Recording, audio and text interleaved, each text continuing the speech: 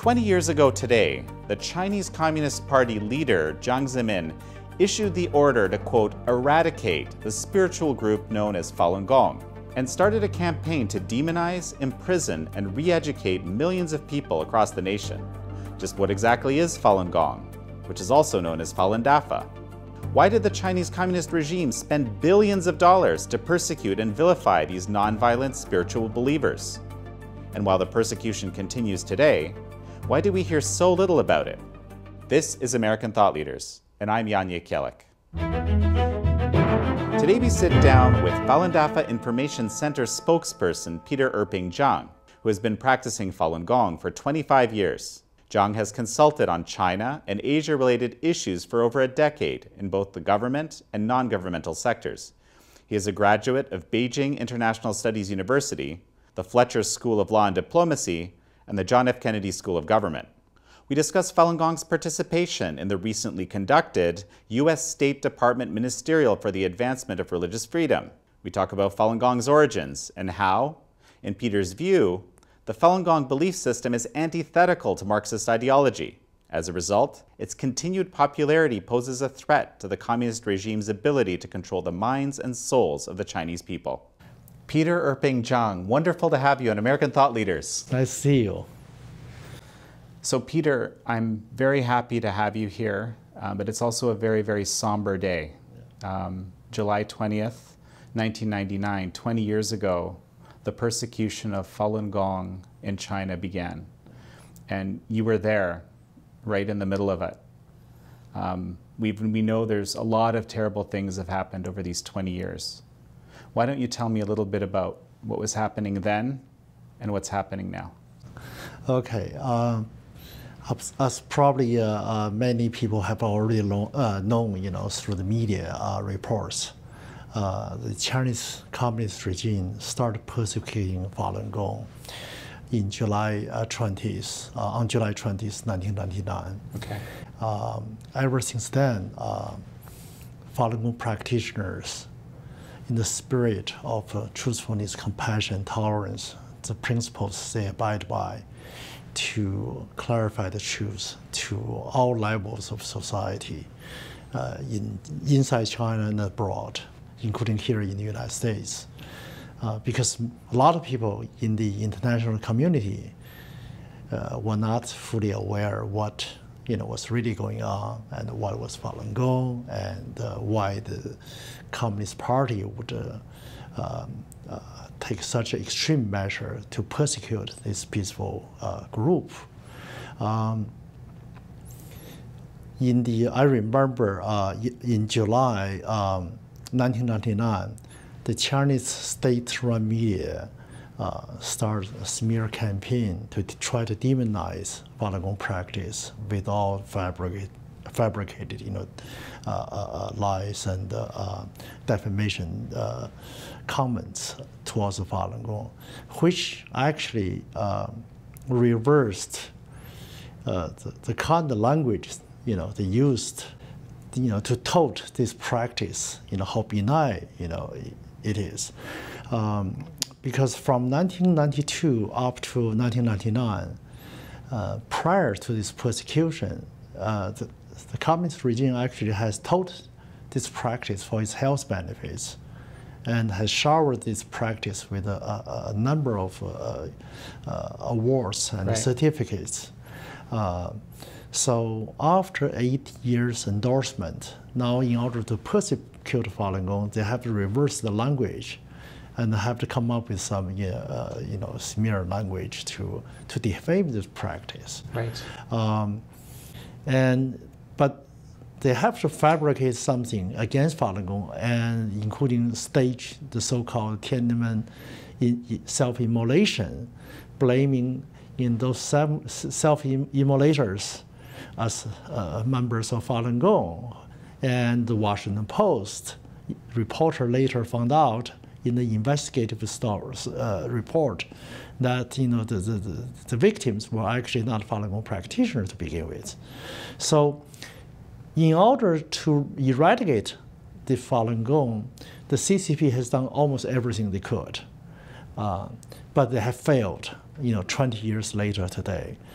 from state-run media, worldwide defamation, smear campaign, and today, in the recent years, if you look at the Chinese state-run media in and out of China, there's no mentioning of Falun Gong whatsoever, because in the international community, the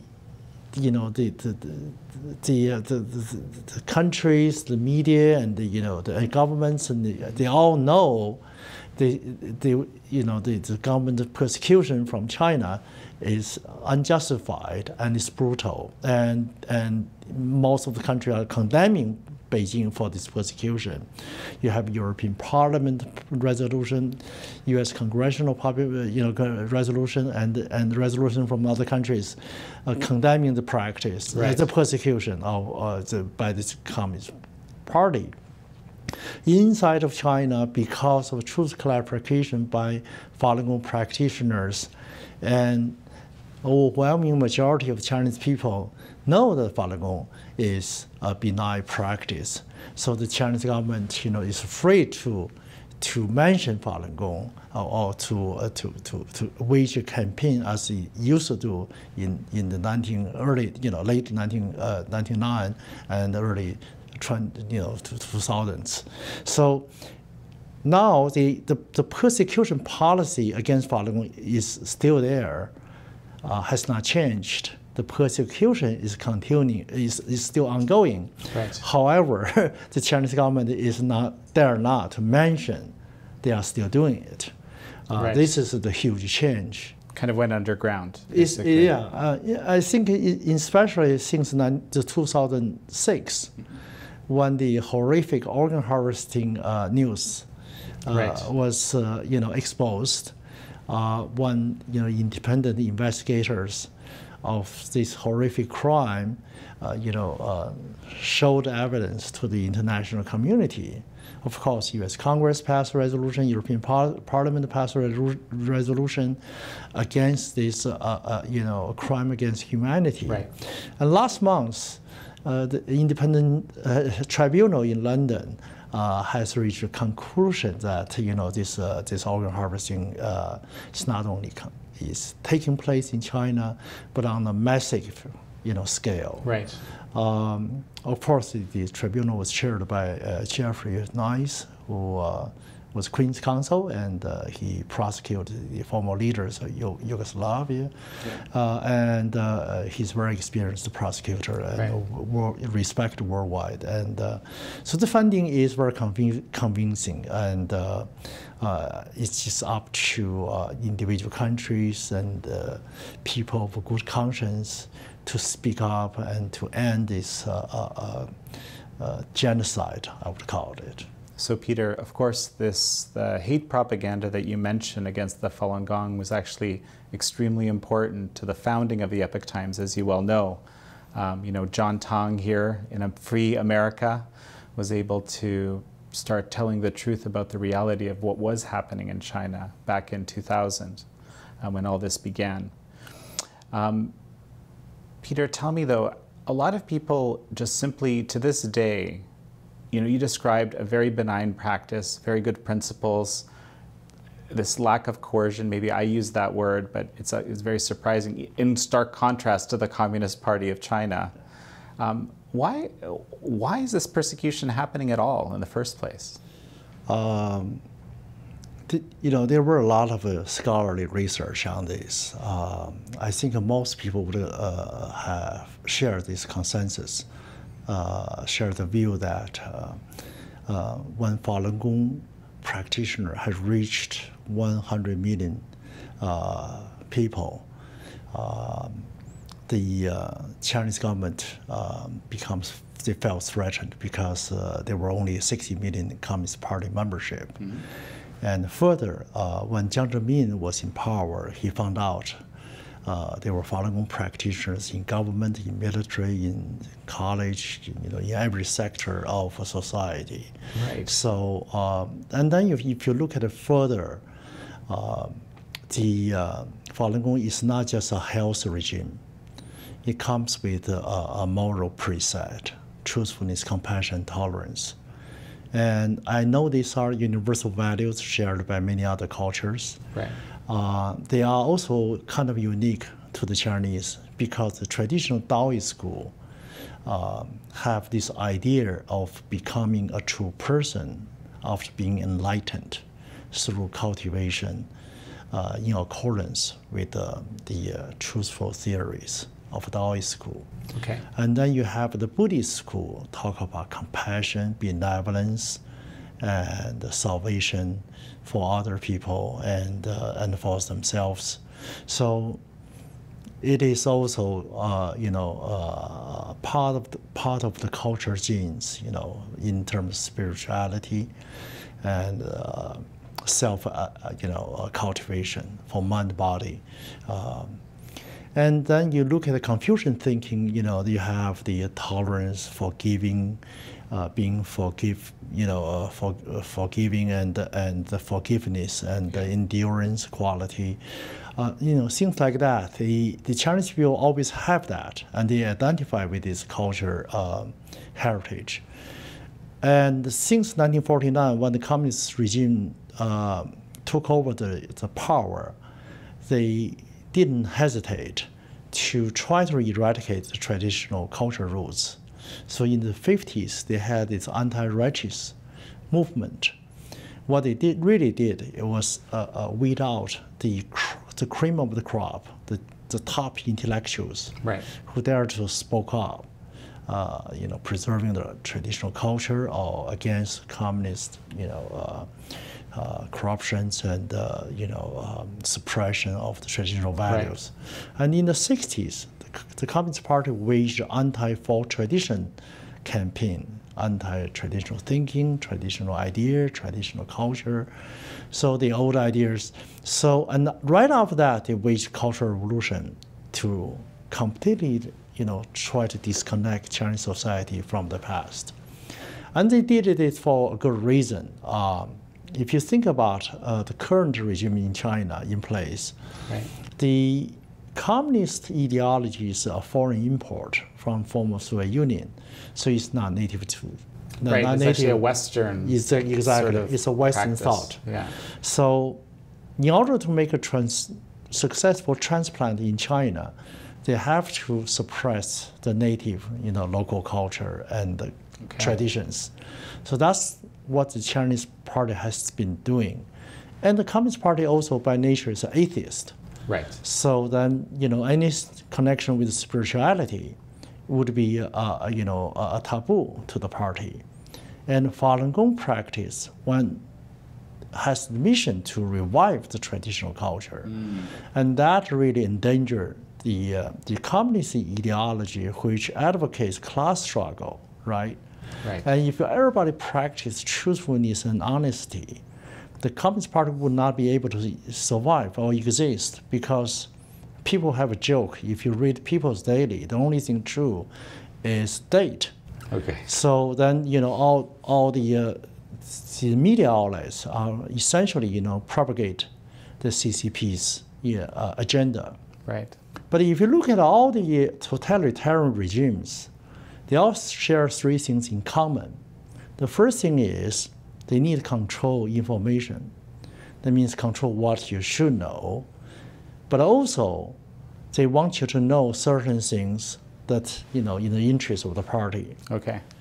So this is why we have the greatest firewall system on the internet in China. And then why the government is so intense in terms of the control of information in China. The second thing all the totalitarian governments have in common is the presence of fear and the use of violence when necessary. They can send tanks on Tiananmen Square. Right. They can, harvesting organ, from the Falun Gong practitioners and other prisoners of conscience. They can just arrest you. They can harass your family. They do everything, to make sure that you are not against the party. And just keep that threat there the always, presence right? of fear. Yeah. The presence of fear. The third thing is they usually offer a set of ideology to replace the traditional culture or other internationally recognized universal norms or values. So in this case, in China, is they try to propagate, Karl Marx, Leninism and the Mao Zedong thought. Right. Recently, we have Xi Jinping thought. So it's a systematic brainwashing process, and that's exactly what they are doing in China. So if the Falun Gong principles, truthfulness, compassion, tolerance, is being practiced in China, then it's hard, to imagine how a regime relied on lies and the propaganda, and also relied on class struggle can continue. One of the biggest things about the practice of Falun Gong in terms of impact on Chinese society is, I heard some people, some scholars talk about, in order to resolve China issue, you have to address the Falun Gong issue first. And I think they made a very good point in that after Deng Xiaoping started economic reform in China, and as Shanghai TV mentioned prior to persecution in 1999, that there were 100 million Falun Gong practitioners in China. Right. But if you think about if there were 1.3 billion, the government number, 1.3 billion population in China. So 1 in 13 Chinese. Exactly. Yeah. So you have 1 out of 13 is a Falun Gong practitioner, and from different walks of life. Then that means there are 1 out of 13 people discipline themselves in accordance, with the standard of truthfulness, compassion, tolerance. So society was moving towards a much more moral or better, a society in people with high virtues. People are, are trying to contribute good to the society. Right. So when before the persecution of Falun Gong, you have 1 out of 13 people in China changing the society morally, and is moving society to a higher moral ground. And then in 1999, when the persecution started, the society was turned upside down in terms of not just in terms of the sense of justice, but also in terms of the sense of the value system. What happens is the good people, if you believe in truth, if you believe in compassion, if you follow the principle of forbearance, people like that will be persecuted. Then if you do wrong things, you are not only not penalized, you're rewarded. Then the whole society starts to turn to become a corrupt society. And that's precisely what happened as observed by some scholars. If you look at the judicial system, if you do wrong things, you are not only not prosecuted, you get promoted. If you follow in good principles, being a good person, then you are prosecuted. And even the human rights lawyers who try to defend Falun Gong practitioners, they would be sent to jail, tortured. Right. And if you kill a Falun Gong practitioner, you are not being, prosecuted. Right. You are innocent. Right. And if you take organs from live Falun Gong practitioner, you made money. That's why military hospitals get involved. Hundreds of hospitals and doctors get involved, because even though no matter how dirty, how evil this money, the way they get the money, and they don't feel, because they get rewarded financially, and they're not going to be, prosecuted, and they think, well, it's a norm, to kill innocent people, right, and make, so much money.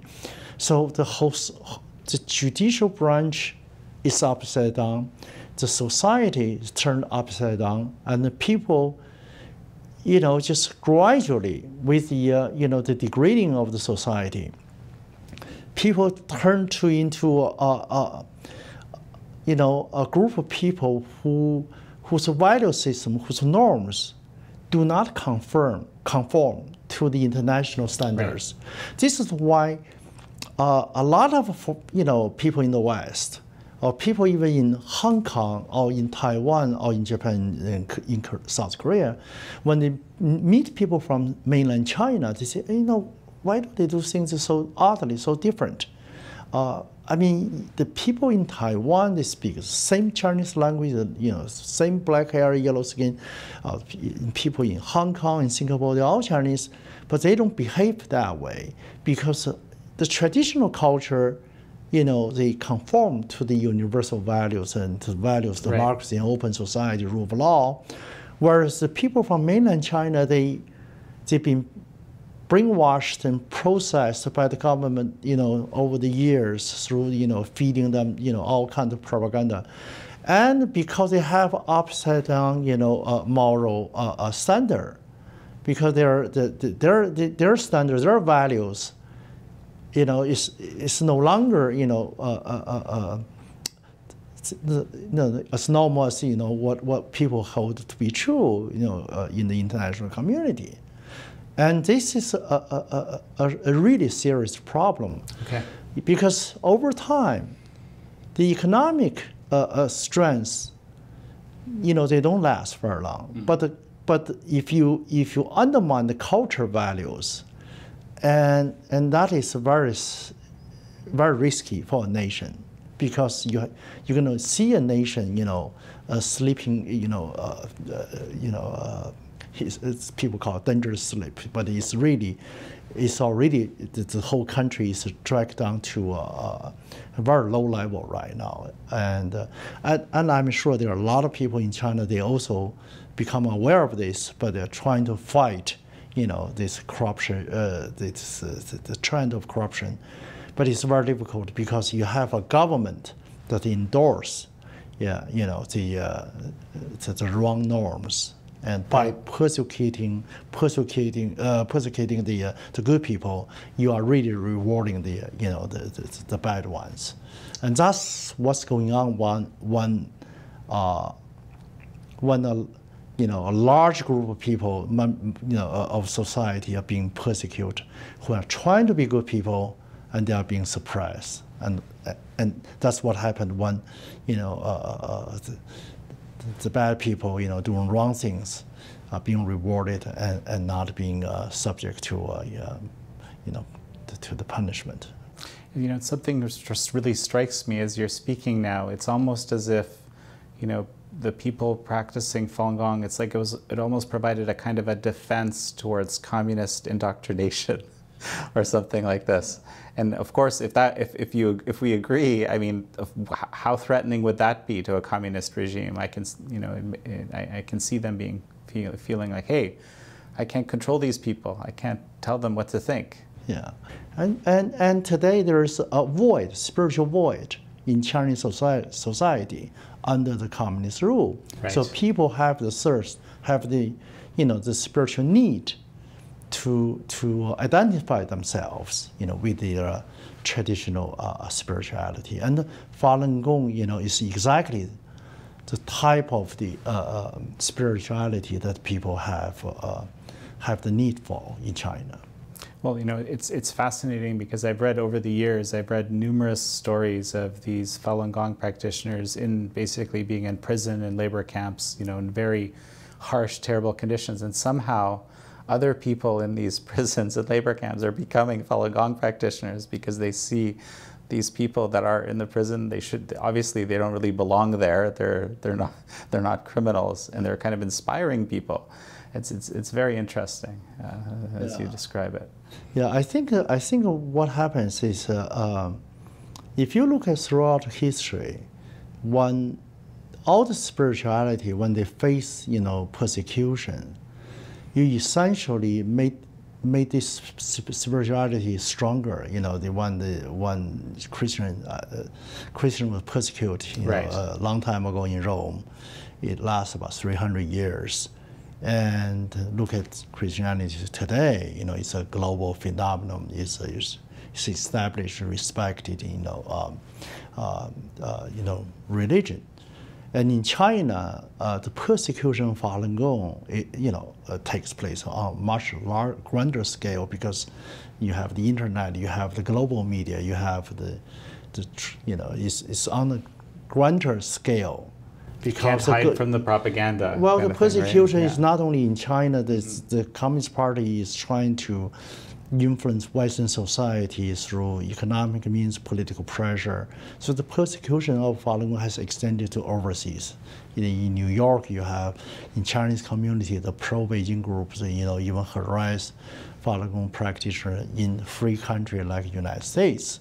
Right. So they try to intimidate Western leaders who promote human rights and support Falun Gong practitioners inside of China. And you have this horrific organ harvesting crime, and you have the target, the Falun Gong group, is 100 million people strong in China. So that's a huge number compared to what happened during the Roman time when Christians were persecuted. So this Falun Gong practitioner, when you compare with the persecution story of other religious groups in history, will show that they will prevail, and they are prevailing right now. And the clear evidence will be the Beijing, right now, that's not there to mention the 3 words Falun Gong. And they shy away from public speaking or making a statement talking about this group. So they can only persecute the underground and afraid of bringing up Falun Gong in public, because they know it's unpopular for them to do so. Yeah. Interesting. So you've started talking a little bit about how the international community has responded to support Falun Gong practitioners to censure the regime, especially for the organ harvesting. I know you're here at auspiciously the timing for this ministerial for the advancement of religious freedom that's being run by the State Department. So can you tell me a little more about what work is being done right now? Maybe even you have some updates for us from the ministerial about what's being done for religious freedom, especially in China, and perhaps for Falun Gong as well. Well, we have to commend the current ministry and the U.S. State Department for promoting international religious freedom, especially with a focus on China. And in the opening day, Secretary Pompeo, in his welcoming speech, he mentioned that they were happy to receive delegates from Christian, Buddhism, and Falun Gong group today.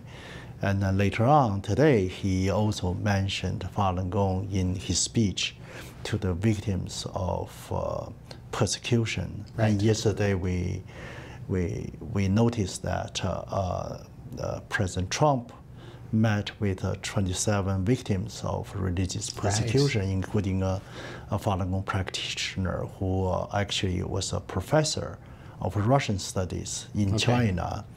And he was a respected scholar in China. And she was sent to jail, and her husband was also still in jail actually right now.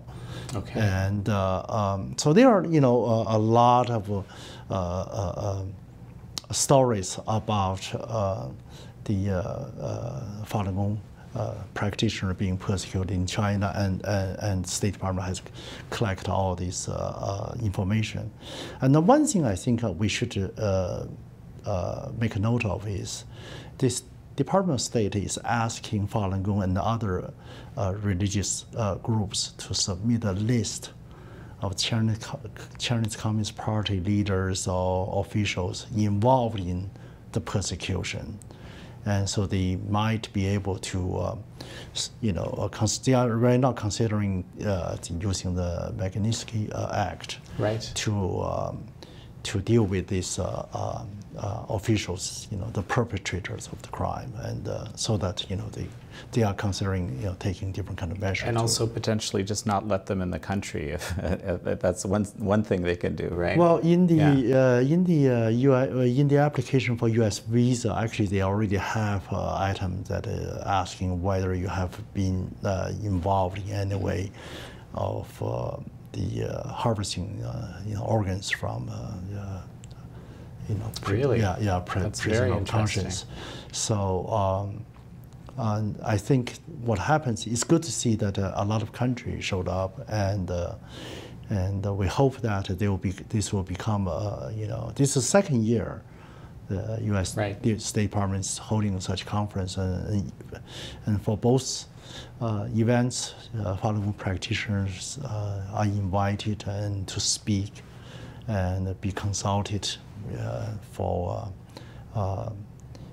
developing a strategy to take care of the victims, and also to prosecute or to take measures against the perpetrators of the crime. Oh, very interesting. Yeah. Erping, I want to ask you a little bit more of a personal question, actually. From what I understand, you've been practicing Falun Gong since 1994, so quite a few years. How did you come across it? What did it do for you? Let's talk a little bit more about, let's say, the positive aspects here.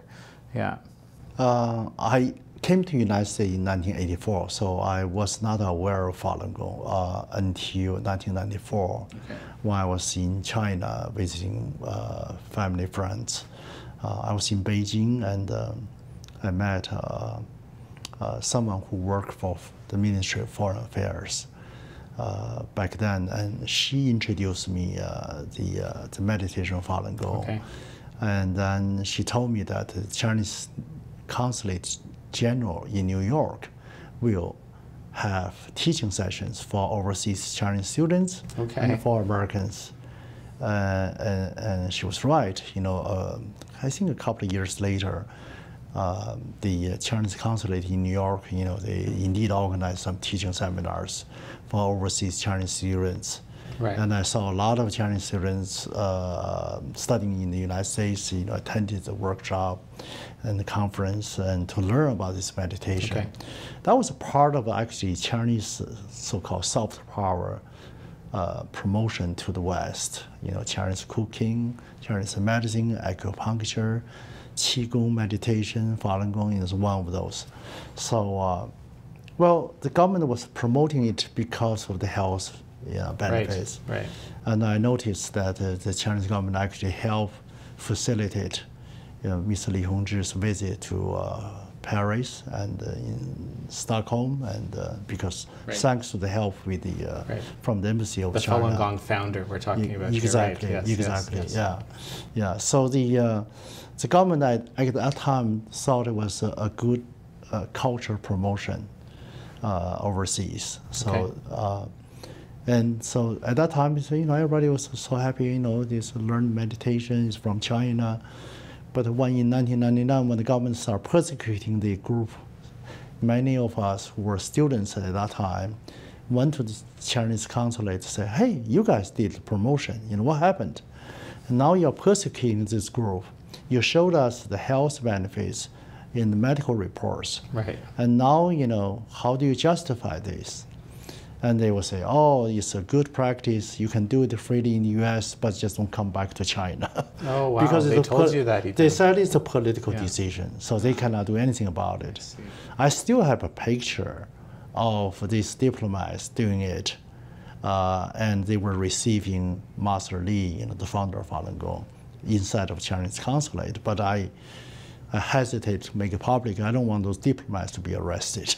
I see. Wow. No, it's incredible how in that kind of a totalitarian society things can just flip on a dime. One day you're being celebrated, the next day you're the enemy of the state. Well, we have to be mindful that many of these people working in the government in different sectors of society in China, they are continuing the practice even though they are not public. Right. Many of them, but the persecution, in a way, as one Western journalist mentioned, it made Falun Gong a global or international phenomenon. Why so? If you look at Falun Gong today, it is now being practiced by people, in over 100 countries, around the world, and the text of Falun Gong, Zhuan Falun, has been translated into more than 40 languages. And I went to a UN conference in Durban, South Africa, and we had a booth there at the conference. It was a UN conference on anti-racism and on human rights. I was a part of the delegates there. And then I had people from Lesotho, from South Africa, from Durban, from different parts of Africa came to my booth and said, I've been practicing Falun Gong. I said, how did you learn it? He said, I saw it on internet. I've been practicing for 2 years. I remember clearly one guy from Lesotho, it's a country very few people have heard of it. Yes. And he told me, he took a bus and changed different bus to get there, take many hours just to meet with us. And he said he practiced there, and he has the same kind of experience as people who have described on the internet, and he's basically practiced alone there. And there were fascinating. There were a couple of Chinese and other African practitioners in Durban. They came to us, and then it was amazing. You never thought, wow, you are in the middle of somewhere, in South Africa, and then people from different neighboring countries come to you and say, I've been practicing Falun Gong for a few years. Right. And they didn't have a lot of contact with people elsewhere. Right. And in China, it's same thing. Just two months ago, I met a couple from Beijing, and they moved to the United States. They learned Falun Gong after 1999 when the government started persecuting the practice. They didn't know anything about Falun Gong before. When the government started smear campaign and the persecution, demonizing Falun Gong, and they start search and say, what is Falun Gong? Why the government is is sweating so hard, try to persecute this group. So the more they learn about, the more they do research, then they found out, well, it's actually quite nice. Let's do it. So and this happens a lot inside China. Right. So they make the movement. The number of the population, the practitioners, grow. In fact, both in and out of China. So it's kind of a ironic situation. I've definitely heard people say something like this. The Chinese Communist Party doesn't like it, must be good. No, I'm just joking. But no, that's absolutely fascinating. Erping, we're going to have to finish up shortly. But I'm wondering, any final words that you'd want to share with our audiences? I think we live in a transitional period in history. Everyone actually is offered the opportunity to take a side on this, whether you choose to be on the side of history or justice, or you pretend to be asleep or pretend to be neutral, or you want to look aside and not, take a position when your conscience is being affronted. Or you want to, take the side of the evil to take the pocket some money by helping the regime to persecute a peaceful group. History shows that those perpetrators eventually will be prosecuted. Right. And there is not only a court of conscience, but a court of judicial justice. And if you look at the history, when other groups, innocent people on a large scale were persecuted, those collaborators will eventually be brought to justice. And those who lend support, who give moral support, or any humanitarian support, will be kindly rewarded. will be positioned very well in history. Right. So I think everyone is being given this opportunity. When you hear organ harvesting, from innocent people taking place in China, and do you choose to look aside, or do you choose to stand up and speak up and to, give whatever energy or help you can get, to stop it? It's a moral decision, and Right. it's an opportunity at the same time for everyone. And I just hope that everyone, once you are informed, once you learn about this, you should take a righteous position. Of course, if you want to look for more information, you can go to the faluninfo.net and dig out more information. We'll make about sure to it. put that link up. Yeah, Yeah. and I think any decent individual with conscience, with good conscience, should give you support in whatever way you can. Peter Zhang, excellent place to finish up. Wonderful to have you. Thank you very much.